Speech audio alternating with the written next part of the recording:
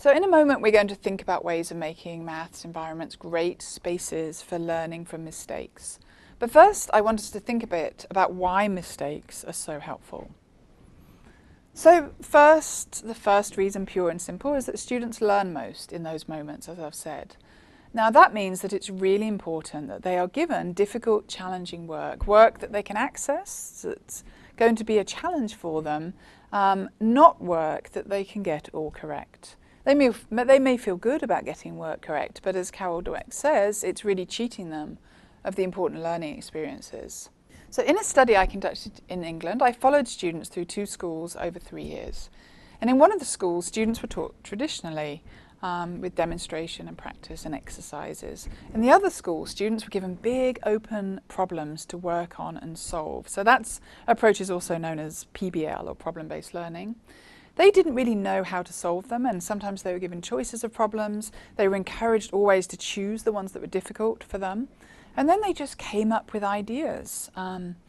So they were learning maths to solve problems, and if they needed some new math methods, the teacher would teach it to them in the context of the problem. So the typical method in classrooms is students taught methods, then they solved problems. But in this classroom, students got big open problems, and then they learned the methods to help them solve them. The students started at these 2 schools at the same levels in maths achievement, but the students at the problem-based school ended up scoring at significantly higher levels on the national exam, and I was able to follow up and find the students 8 years later, and they also ended up in more professional jobs. Now I wanted to know why. That was really interesting to me, and I interviewed many of the adults, and when I interviewed them, they talked about how they'd really taken their problem-solving approach into their jobs and lives. But this is one of the young adults I caught up with from the problem-based school, talking about seeing a maths problem at work. So I asked him, what happens if you don't know how to do something with maths when you're in your work? And actually this was a young woman, and she said, I keep on going until I do, because I wouldn't, if I can't do it, then it annoys me. I need to see something through really until the end. So I need to understand how I've done it. And if I don't immediately understand it, then I will just keep on going at it until I do understand it. So this student I'm going to quote from now was actually, this interview came from during their time in school. And for this boy, I asked them to reflect on the exams and how they got on with exams, because they never did exam-like questions. They only did these big projects. They only saw exam-like questions a few weeks before the national exam. And so I asked them, what happens when you go into the exams? And he said, well, I tend to go into them anyway, just thinking that I can do them. Yeah, there wasn't any time I thought, well, this is this, this is this. I just worked it out from the knowledge that I had. So the students at Phoenix Park, as I call the school, never, as I said, they didn't work on exam-style questions, and they didn't do tests either in the school. So they only saw those kinds of questions in the run-up to the end of school at 16. So both of these quotes, I think you'll probably agree, show an attitude and an approach to maths that came about from a learning culture in which students were rewarded for experimentation and for trying things, not for correct answers, but for having ideas and trying things out. And that meant that they did better. They did better in the national exams, and they did better in life. So what did it take to get them to have that wonderful confidence and that persistence that helped them in life? What it took was an approach to maths learning that was about problem solving, trying things out, uncertainty, making mistakes and feeling good about them because teachers valued them. So this seems a good point to stop and listen to some of the interview I conducted with Carol Dweck, especially for maths teachers and parents. My first piece of advice is to present math as something that is learned. It's a learned set of skills. And that when kids struggle or get confused, they should understand that with more effort and practice and help from teachers, they will continue to learn these skills. Math is typically seen by students as something you have or you don't. You're good at it or you're not. That's not true. Everyone can get better at math when they work on it. And we don't know how good you're going to be in the future if you work on it now. it's really important for teachers to show students the progress they've made. I think psychologically, when a student is confused or struggling, it feels like there's no progress that they've made, as though they're back at square one. So a great thing for teachers to do is to keep track of the progress that students have made over the whole year or over that unit, and to show it to them all the time. You've learned these things before and you will learn them again. Also, I think it's important that when teachers give specific feedback to students, they show the student how to use that feedback to become better at this kind of problem and to become better at math. The basic idea is that you can learn to be better and better at math, and the teacher's feedback should always be conveying that message. One thing that we're studying now is the word yet. So if teachers say, no, not quite yet, it's you're still learning, you're on that learning curve, you're just not there yet. And I think it's a very hopeful message that keeps that time dimension, that learning curve in the picture. I think we've made a huge mistake in our child rearing practices, in our educational system. We tell kids they should feel good when things were easy for them and they got everything right. That's a cause for celebration. Not in my book. In my book, it means you're not learning as much as you could.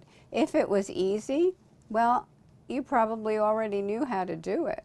If you didn't put in effort, you weren't growing those math neurons. We should make kids feel cheated if the work is too easy for them, or if the teachers gloss over their errors and don't give them good feedback.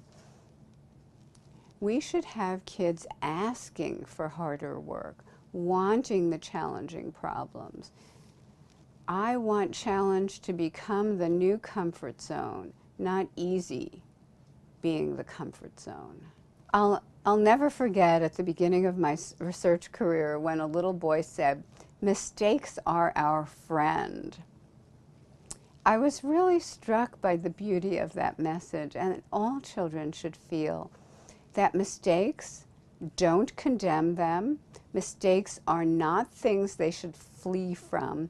Mistakes are a natural part of learning and often give us clues about what we have done wrong, what we need to learn, and what we should do next.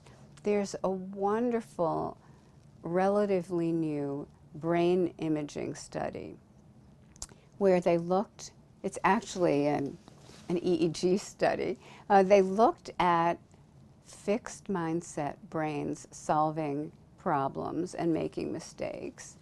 And when the student was in a fixed mindset and made an error, they fled from that error as quickly as possible. But when they looked at growth mindset students making errors, they focused in on the error, they processed it deeply, and they corrected it. So they got it right on the next trial. That's what we want. We want an error to be something that you glom onto and learn from. We have found that teaching a growth mindset is really important for math achievement. Math is a subject where a lot of kids have a fixed mindset and a lot of kids struggle. Teaching a growth mindset makes them understand it's not a fixed trait, it's a learned set of skills.